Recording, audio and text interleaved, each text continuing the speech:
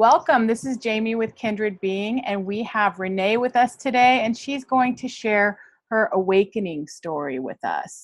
Hi, Renee. It's so nice to have you here. Hey, thank you for having me on. Well, thank you for being here.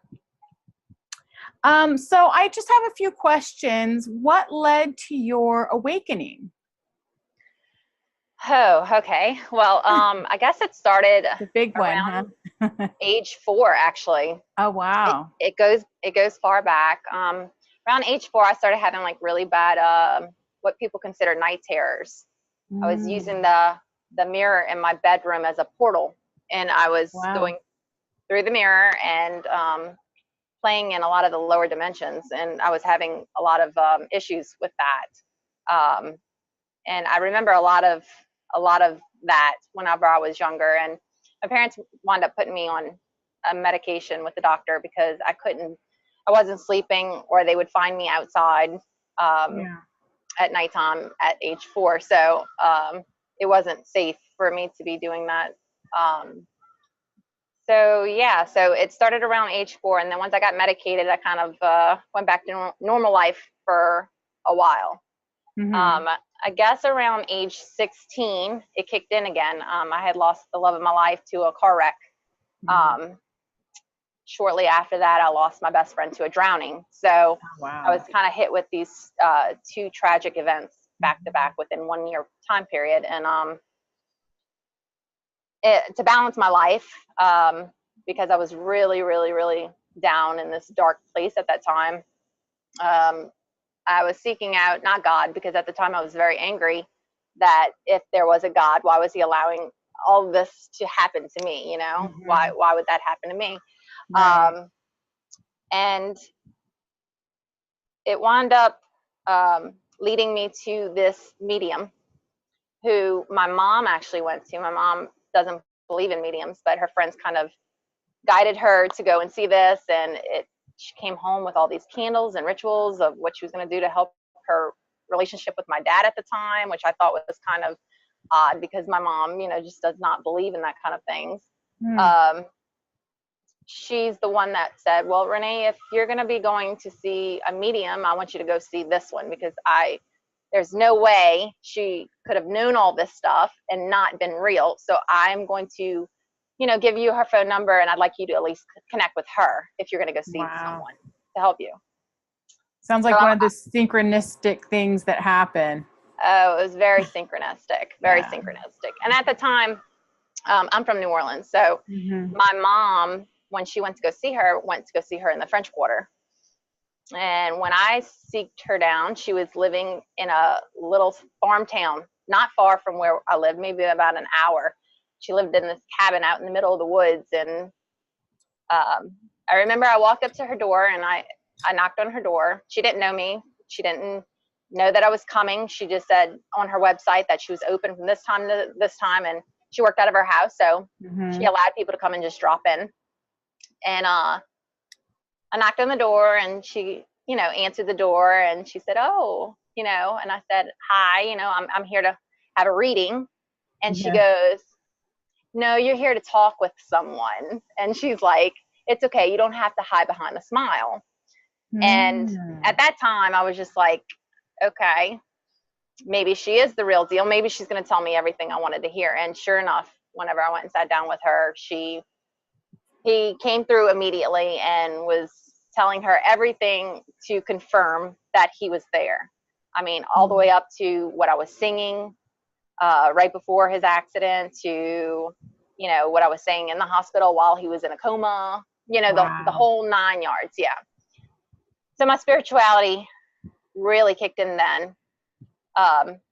She allowed me at one point during our meeting to see him. And she had asked me, she said, Mm. do you want to see him? And of course I want to see him, I'm like looking around like, where is he? Is he going to come out? And she said, no, I need you to close your eyes. And this was way before I knew what meditation was. I had no clue about, going within to get messages. I didn't know Right. anything about any of that. So when I closed my eyes, I seen colors and lights and all this, craziness going on in my head. And I'm thinking to myself, well, where is he? Where is this boy that I'm supposed to be seeing? And at that moment, I could feel him. And I just knew that was him in our meeting. And I just broke out in tears, and I was just filled. My heart just was instantly filled. And I was like, there's another side of spirituality that they don't really preach in a church. I mean, they tell you to believe in God, and they tell you to, you know, to pray, but they don't tell you that you can talk with them or feel them, you know, in the now. Yeah. So shortly after that, I experienced all kind of phenomenon. I all of a sudden started predicting the future. I could literally be sitting there and going, wouldn't it be crazy if this happened? And within that day, that would happen to the T. It was amazing. It was pretty crazy. And it just kept going. And then my dreams became very lucid, and I would be controlling my dreams to the point where I was teaching myself things in my dreams, things that I've never had the ability of doing before. I think the very first thing that I learned how to do was drive a standard in my dream. And oh, wow. I never had to be taught how to drive a standard. I remember my dad saying, what kind of car you want? And I'm like, I want a standard. And he's like, well, you know, that's kind of hard for your first car. Why don't we just get you a little automatic? And I was like, no, I think I know how to drive a standard. And he's like, well, how do you know? And I was like, you're going to think I'm crazy, but I taught myself in a dream that, you know, I literally spent hours on hours teaching myself in a dream how to drive a standard. And so you're tapping into all kinds of knowledge. It was just coming to me left and right. So I got into more on the paranormal side of the spirituality. Like I believed in like mostly the psychics and the mediums then. I didn't really hit my spiritual awakening until just recently in October. That's whenever I full-fledged fell down the rabbit hole, as people call it. October of last year. Yes. Okay. And I'll tell you, I, for some reason, came across an article on Facebook, and it had 1111 in it. And I had no idea what 1111 was. It was just a clock picture. And I remember clicking on it and reading about how it was kind of like an activation number, and a lot of the star seeds, you know, that's usually their cue to, you know, activate themselves. And I said, oh, that's just crazy. You know, it's just crazy. All that's crazy. And the very next day I started seeing the blueprint. The blueprint. Okay. The world. Yeah. I would look at the walls, and I would look at the ceiling, and I would look at the sky, and I just see the blueprint. I see lines and square boxes everywhere of what's not here, but it's here. So that just continued on till now, you know, with my awakenings, and that's where I'm at right now. Where I started, and ever since, it's just been kind of a crazy ride.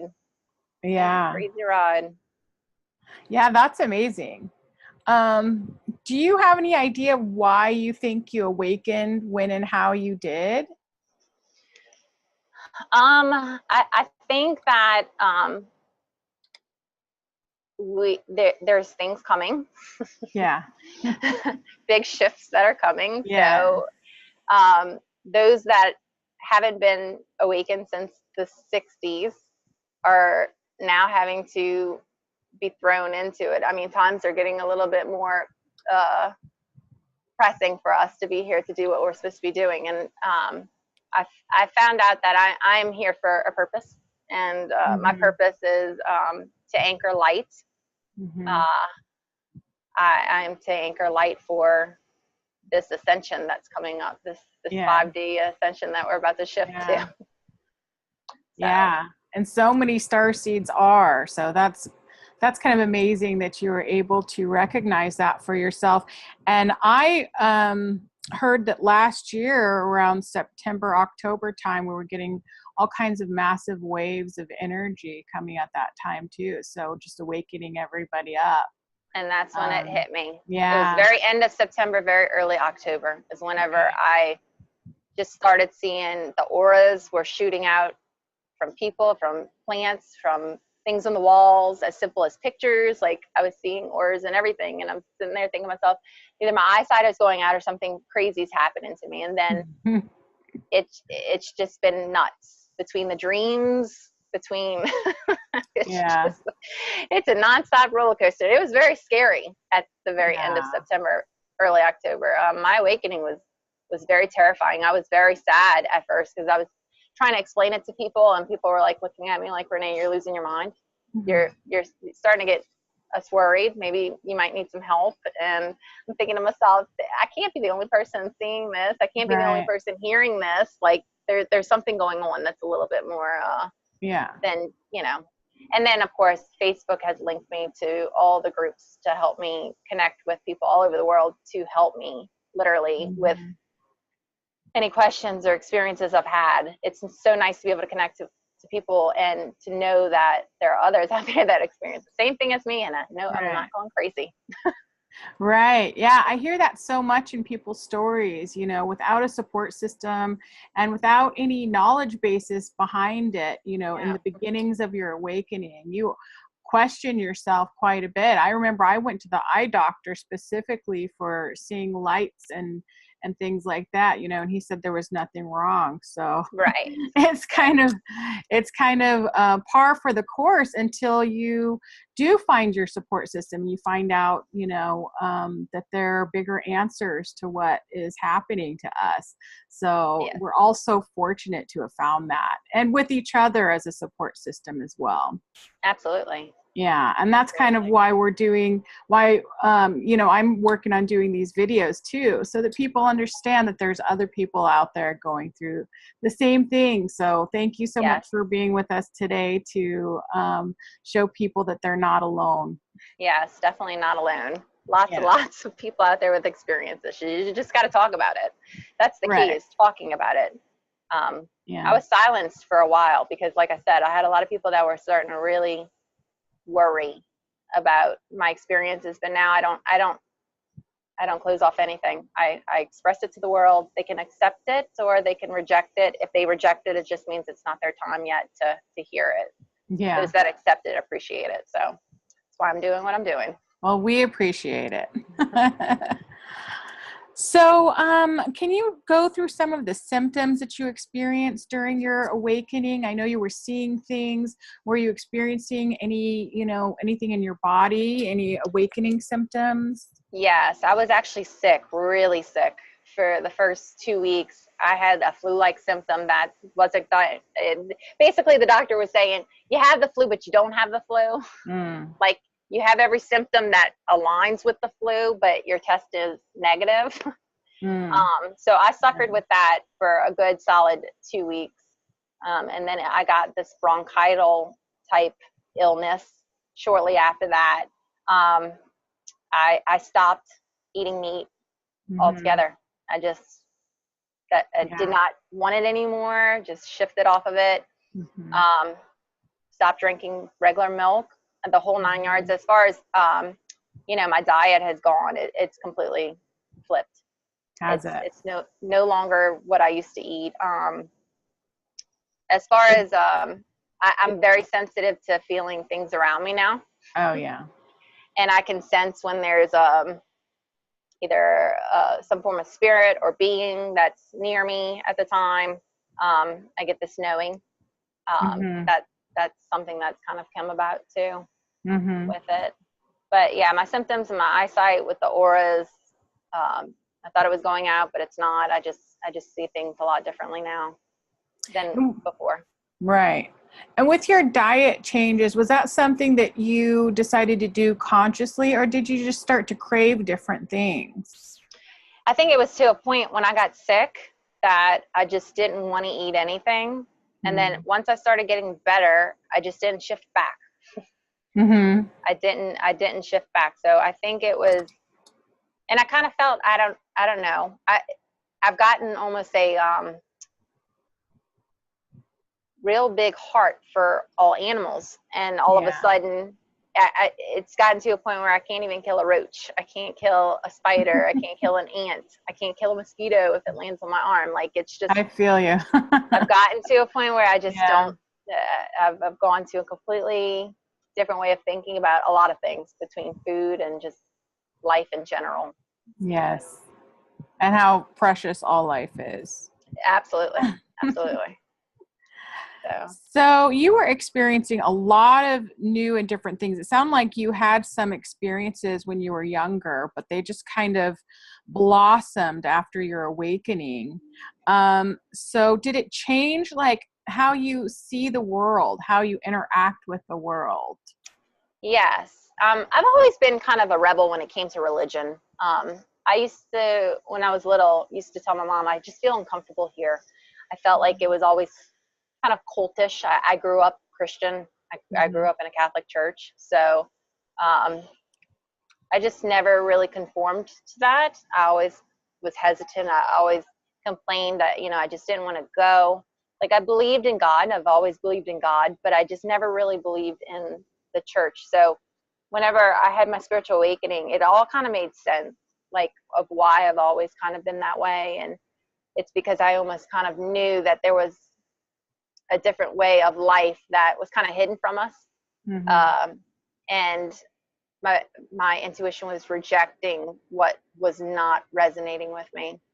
Sure. And it's gotten to the point now where, I accept all religions, and I do believe that there's a lot of truth in religion. It's just kind of, it's construed to be something,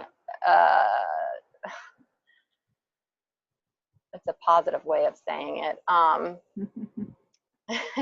It's just construed to get people to follow in order without having people step outside the box. In other words, it's to keep society kind of blindsided from what is true and what is real. But those walls are breaking down as we speak, so the veil is lifting, and it's not going to be that way for long. So but yeah, as far as I've changed in religion. My family life has completely changed. I've became a complete introvert. I haven't wanted to go and do anything. I spend a lot of solitude time with myself, sitting in the woods, just sitting in the woods. I connect to a lot of spiritual beings when I'm out there. So I kind of not made another dimension my new friendship, but it's kind of me pushing my 3D friends off to the side a little bit, and me just kind of experiencing what kind of like a new toy. You get a new toy, and it's so much more exciting. So that's my spirituality is a little bit more exciting, and I've known that things just felt weird for a while, and relationship, even with my relationship right now, I mean, it's struggling because of our opposite opinions with everything. And it's I find that's happening to a lot of people. If you can't relate and it no longer serves, it's just gonna push to the side. It's gonna push to the side. Well, I like the point you made that you kind of went from scary, you were scared with all these changes in your life at first, and now you're excited by them. So that's a big change in itself in the way you look at things. Yeah, everything is beautiful now. I think once we get rid of the fears of what we have, then everything just flows. It just flows the way it's supposed to be. And I'm the happiest I've been in a long time. I suffered with depression for years, and I think that a lot of that had to do with slowly waking up. I just felt out of place all the time, or people would always say, "Oh, today's the happiest day ever," and I'm thinking to myself, I don't want a happiest day ever. Like, I've never had a happiest day ever. Why am I not having a happiest day ever? And that's because I was kind of living a lie. Yeah. I was living in an illusion. And now you found your place and your role in the world. Yeah. So that's big. That's really big when you realize, what your purpose is here. Yes. That changes everything. Let's see. Okay, so you talked a little bit about your relationship. How about your relationships with others in general? Are they? I've shifted a completely different group of people that I talk with. 100%. Yeah. People I probably would have never ever met before. all I could say is thank goodness for Facebook, because I'd be very lonely. I don't really have anybody here in the now of where I'm at that understands me, but I have hundreds of people online across the world that are experiencing and support. Yes. Yeah. And we found each other in the Kindred Beings group, Facebook group. So there's lots of groups out there for people going through all these changes and support for everyone. So yeah, Facebook's a great way to go. Yeah. It's definitely, a few years back, you would hear people talk about Facebook being devil book. It's the devil book. It's taking people away from people, socializing in real life or human interaction. I'm thinking to myself, no, it was actually the perfect tool that could have came about, because it's allowing us to talk. Yeah. We would have never been able to talk before had Facebook not existed, Yeah. A lot of people probably would have been medicated, with their spiritual awakenings, because they just wouldn't have the answer, and the doctor's going to tell them, oh, you're going through a spiritual awakening. That's what's happening to you, is that you're waking up to who you are, the real you, not the person that you were born into be. Yeah, I wish doctors said that. Yeah, me too. But yeah, it's just kind of a means to, find your tribe and find others going through the same things you are. Yeah. So have you had any, big aha moments, those moments of knowing that you can share with us? Yes. As far as, my soul was born from source, created from source as Arcturian. So that's my soul tribe. I've been visited quite a few times. My very first visit was actually from a Syrian friend that I co-created prior to our Earth experience. I was in my bed, and I felt the presence of something in my room. When I woke up, my room was glowing blue. And I was kind of in that in and out of state where I was, I'm just seeing things, or maybe it's the blue light on the TV that's glowing and I'm just seeing it. So I started going back to sleep, and that's whenever I felt hands going up my back. And I felt them touch my face and readjust me to where I was not able to move. And then I felt them doing heat surgery on my back, if you will. And that was my very first experience of getting an upgrade. Oh, that was like an actual physical upgrade. It was a physical upgrade. They were applying something to help with my throat chakra, to activate that. I was having issues with that, and also to connect me to channel directly with them. Yeah. And since then, I now can pretty much, I get messages anytime I meditate instantly. Yeah. It's like a movie slideshow that just comes on. Yeah, that's amazing. Yes.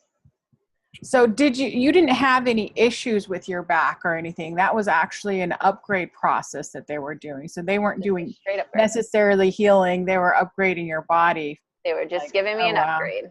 Mm-hmm. That's awesome.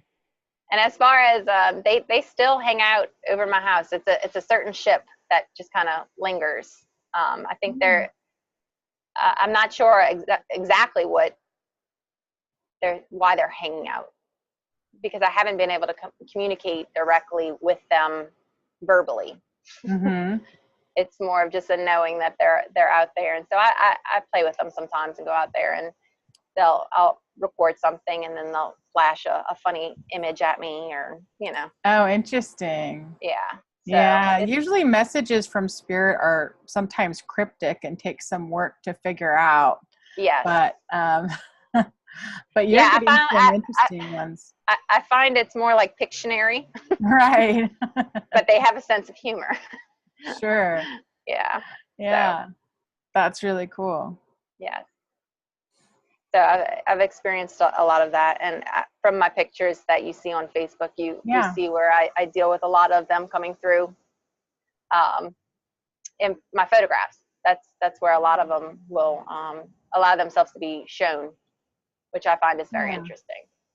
Yeah, it is. It's fascinating for your Facebook friends too. You're always taking pictures of ships, they're coming up in your photos all the time. You're getting maybe even entities or other beings in your photos. It's amazing. Yeah, it's nonstop show. Yeah. Between the fairies, the leprechauns, the dragons, they're all there. Yeah. They're all there. So, are you cultivating relationships with these other beings, or? Yes. Yes, you are. Yes. Yeah. Just recently, I come to find out about my hybrid children that I have. I've come across 5 of them so far. So, yeah. It'll be interesting. The more time goes by, it seems that I just remember a little bit more and more of so do you have like abduction memories of that, or as far as not so much abduction. I have a lot of scars, random scars, and I have a lot of dreams that relate to abductions, but not like my Syrian upgrade, right? Not to where like I woke up and felt them on me type deal. Yeah. I just know I am a part of the hybrid program that exists. Yeah. Can we explain a little bit about that hybrid program for people who might not be aware of how that works? Yes. So the hybrid program is basically to help a race survive. It's a futuristic race. The Greys are basically humans that have evolved past, was destroyed with radiation, and they evolved into that kind of no empathy, kind of I'm trying to think of a positive way of putting the Greys, because a lot of people see them in a negative light, and really and truly they're trying to understand us. But they use our DNA to cross with their DNA because they can't reproduce anymore, and it's to keep their civilization alive. Right. And we, as beings, volunteer that on the other side before we come to Earth. It's kind of an agreement we had. Yeah. So they just use our DNA. It's something you just agreed to before you came down to Earth. Yeah, that's my understanding of it as well. That either, you have been incarnated as that race before and made that agreement with them then, or you could have just been, another being who agreed to assist in their work and in their purpose. And so you agree to that. And then when you're incarnated, these things happen to you, but you're doing what you're fulfilling your agreement that you made before. Exactly. Exactly. And I think there's a lot of people that are a part of that program that don't know it. Sure. There's a lot more than what people make it out to be. It's more than half the population that's a part of the program. So, but there's a lot of different races that they mix up the DNA with different breeds. So it's not just Greys that were also a part of that program. It's other races too. I just think a lot of people have more memories of the abductions with Greys, just because they're a little bit they're not so empathetic when it comes to our feelings. They don't understand when they're hurting or when they're creating fear. Right. They don't understand that. I think we covered most of it. Is there anything else you'd like to add? No, other than speak on it. Yeah. speak on it. Speak your truth. You know, don't hide anything or be afraid that someone's going to judge you um, or even, you know, what resonates with me might not resonate with you. My truth may not be your truth. There's a lot of realities and a lot of timelines that are all played out. So things as simple as being with Atlantis. You know, a lot of people that are here now were on Atlantis, different parts of the world. Atlantis existed, not even in our world to some people. I mean, it's just, I guess no reality is wrong reality. Every reality is created, and it's a reality of something. So I just say don't hide it. You know, speak on it. You help a lot of people out just by saying your truth. Absolutely, 100%.